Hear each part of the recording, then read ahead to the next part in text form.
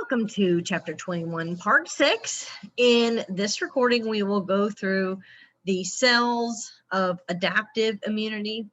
I have not called adaptive immunity acquired immunity very much, but just in case you're looking at another textbook or another reference, the adaptive branch is sometimes also called acquired. So we're going to look at some of these cells. We have seen most of these cells before, but we'll go into a little bit more depth and talk about how they work in the adaptive branch.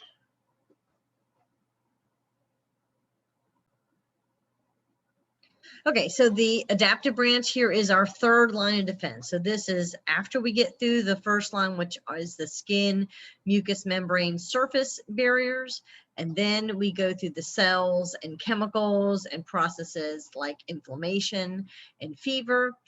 And at some point, those cells are going to activate this adaptive branch. And this is the systemic branch. It is also very specific. So each cell of the adaptive immunity branch responds to only one antigen. And remember that antigens are non-self intruders like bacteria and viruses. The adaptive branch must be primed with an initial exposure and then trained to defend the specific antigen. So this line of defense takes more time to get up and going than the innate. So the innate's going to be holding on, doing its job while the adaptive gears up. The payoff for spending the extra time to get going is that the adaptive branch has memory. So that in subsequent exposures, it's up and ready and even stronger to respond than the first time. The adaptive branch can also amplify inflammation and activate complement. Right, these are the two branches of the adaptive. So if you have a picture in your head, you have the immune system branched into innate, and then innate branches into surface barriers or cells and chemicals. Then on the other side, you have the adaptive branch, and adaptive has two branches, humoral and cellular. Does that make sense? So humoral is mediated by the B lymphocytes, where the cellular branch is mediated by the T lymphocytes. The B lymphocytes produce antibodies which mark the targets for destruction by either phagocytes or complement. So B lymphocytes don't kill anything, but they quickly tag something and then the phagocytes or complement will jump on it. T lymphocytes can directly kill infected cells. They also can release inflammatory chemicals. Another important thing to look at is who they defend against. So humoral B lymphocytes defend against extracellular targets. So these are not your body cells. These are the bacteria, the viruses, the toxins that are wreaking havoc inside you. So humoral defends against stuff in the humors, that stuff in the blood and the lymph. Cellular defends against infected cells. So these can be virus or parasitic infected cells, cancer cells, or foreign cells from a transplant or a transfusion. So we're going to look at three types of cells for the adaptive branch. Some non-lymphocytes, which are the antigen presenting cells. We talked about them briefly in the previous lecture. And then we're also going to look at two types of lymphocytes, the B lymphocytes and T lymphocytes. And you're going to hear me say this over and over, so because I really need you to get it. But B lymphocytes, their action is producing antibodies, which tag the pathogens for destruction by someone else. And B lymphocytes oversee what we call the humoral branch. T lymphocytes do not make antibodies. They recognize and eliminate, which kill, specific virus-infected cells and tumor cells. And an important thing to note is that B cells do function as antigen presenting cells to a special kind of T cell, but they also can proliferate and make effector cells and memory cells like the T lymphocytes. All right, let's look at antigen presenting cells first. Hopefully this is mostly a review for you, but we are going to look at 3 types of antigen presenting cells: dendritic cells, macrophages, and B cells.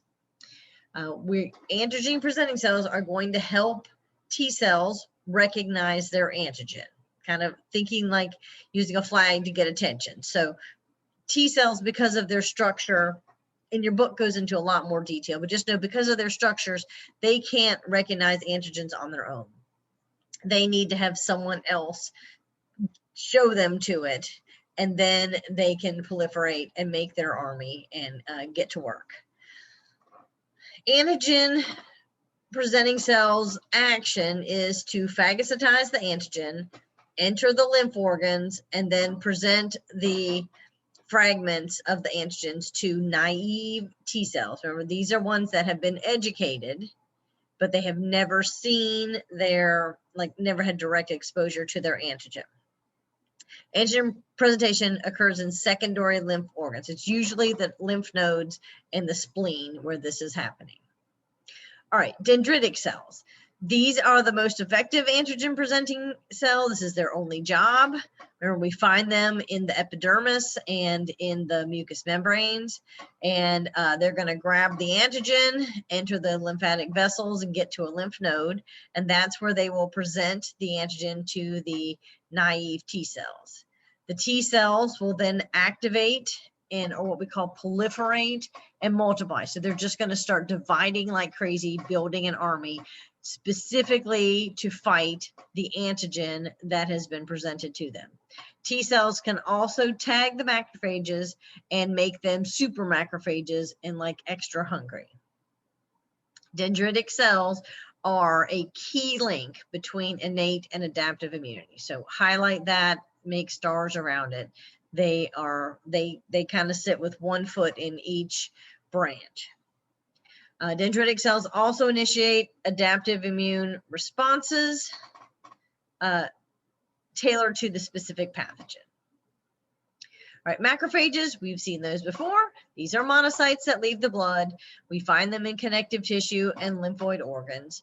They are going to present. So remember, this is the macrophage. It's got its long tendrils the green stuff are the bad guys. So it'll grab the bad guys, bring them in, gobble them up, but take a chunk of the identifying material and show it to the T cells. T cells will activate, same like dendritic cells, start proliferating and building an army. And then the T cells also release a chemical which activates the macrophage. So I put this tag urate here because macrophages bring the antigen to the T cells, and the T cells are kind of like, thank you. And then they release a chemical that helps the macrophage be extra hungry. So they go out gobbling up more germs and killing bacteria and cells, and also can initiate inflammation by releasing prostaglandins. Remember, those are a chemical that enhances all parts of the immune response. All right, B lymphocytes, they're obviously going to work as a B lymphocyte and do something else, but they also act as an antigen presenting cells. Now, they do not activate the naive T cells like the dendritic cells and macrophages, but they will present the antigens to helper Ts. And we'll see that helper Ts are the key to the adaptive response. And that's because helper Ts will kickstart both the humoral and cellular branches of the adaptive immunity, because they can activate other B cells. So the helper Ts find B cells that haven't been activated yet. They say, hey, here's your antigen, and the antigen will bind to the B cell, and then it will start proliferating. And it can do that to a lot of them. So we have multiple armies being built. Helper Ts will also activate what we call cytotoxic Ts, which are killer T cells. They're going to go out and kill virus-infected cells. Okay, so let's look at B and T cell development because they're going to have some special steps that they go through. All right, all lymphocytes are going to go through the same development. So that means the B cells and the T cells are nearly identical. So all of these B cells will be born in the bone marrow. So both the T cells and the B cells originate in the bone marrow. Remember, all blood cells originate in the bone marrow, the red blood cells, white blood cells, and platelets. The difference in these lymphocytes is that the B cells will stay in the bone marrow for their education, but the T cells will migrate to the thymus gland for their education. All right, so we'll talk about what the education involves. Then the lymphocytes, once they're educated, they graduate. And then they go and do what we call seeding secondary lymphatic organs. So that means they go and sit and wait in these secondary lymphatic organs, primarily the lymph nodes and the spleen, because that is the best place to encounter an antigen, not inside the bone marrow or the thymus gland. Some place where lymph is regularly flowing through, carrying those potential antigens. If the lymphocyte is lucky enough to encounter the antigen and activate, then it finally gets to do its job, which is form and train an army to fight this antigen.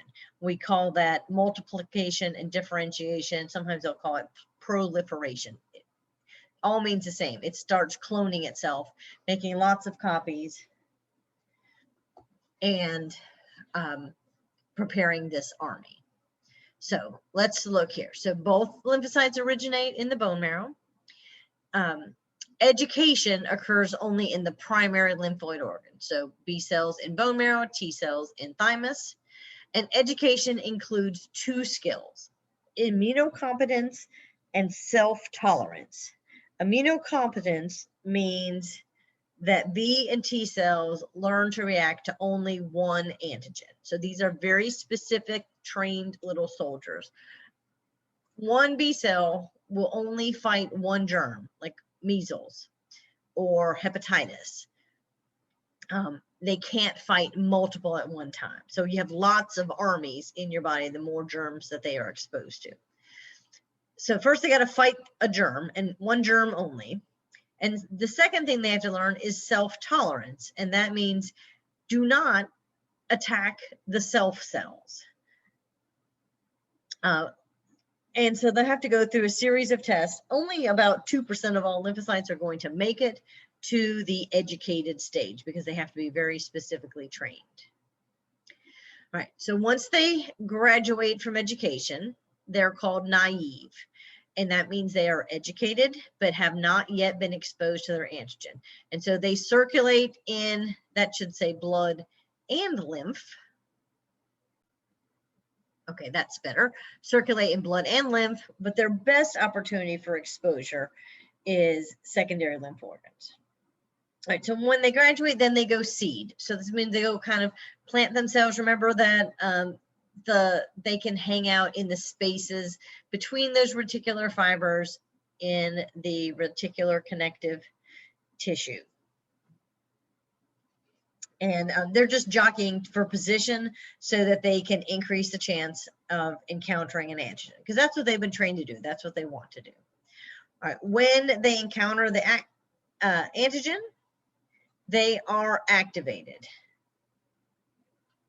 And then that means it's going to make clones of itself to make a bigger army to fight this germ. Once activated, lymphocytes are going to multiply and form an army of clones. A clone is an exact copy. Clones become one of two cells. They become either effector cells, which are fighting soldiers, or memory cells, which are sit and waits. So effector cells are the workers that fight infections. B cell effectors are called plasma cells. They are going to make antibodies. And then there's going to be three types of T cell effectors: the helper Ts, the cytotoxic Ts, and the regulatory Ts.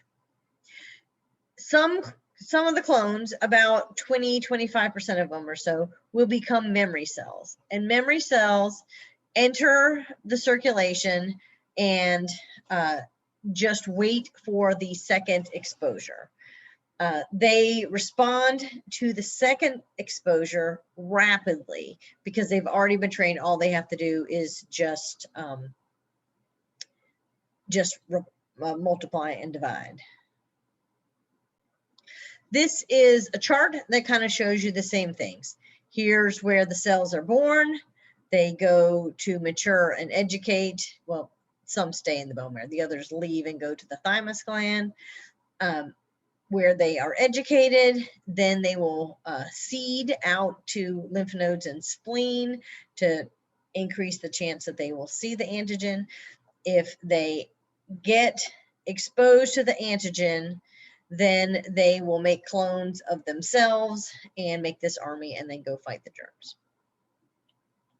Okay, so let's look a little bit more at B and T cell role in adaptive immunity. So B cells are going to be activated by a direct encounter. So B cells have a receptor that they can directly encounter this antigen, usually in the lymph nodes and spleen.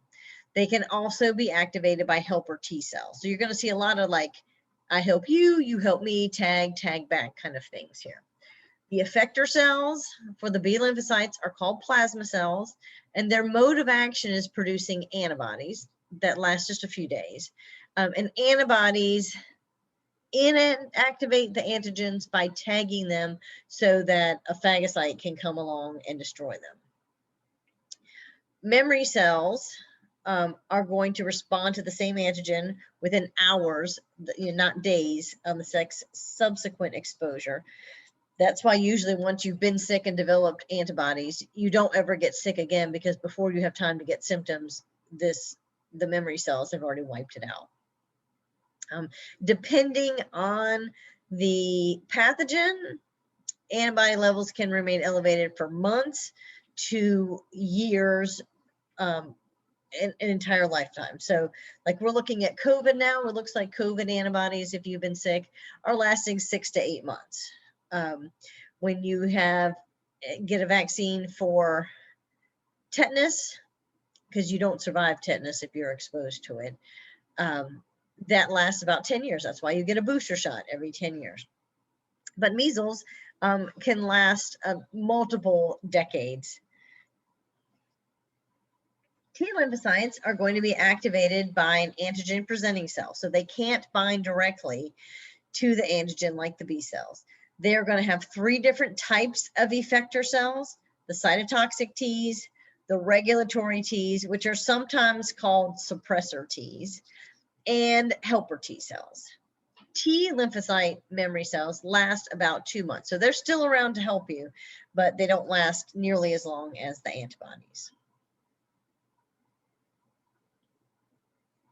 Here is just a picture showing you the T lymphocytes being activated and differentiating into the helper T, cytotoxic Ts here. I made you a little chart that helps you compare where the different cells, each of their characteristics. So both originate in the bone marrow. B cells stay in the bone marrow for their maturation and education. T cells go to the thymus gland. B cells oversee humoral immunity, which includes the antibodies. T cells oversee cellular immunity, which does not have antibodies. They directly kill. B cell targets things outside of cells, floating around, bacteria, viruses, and toxins.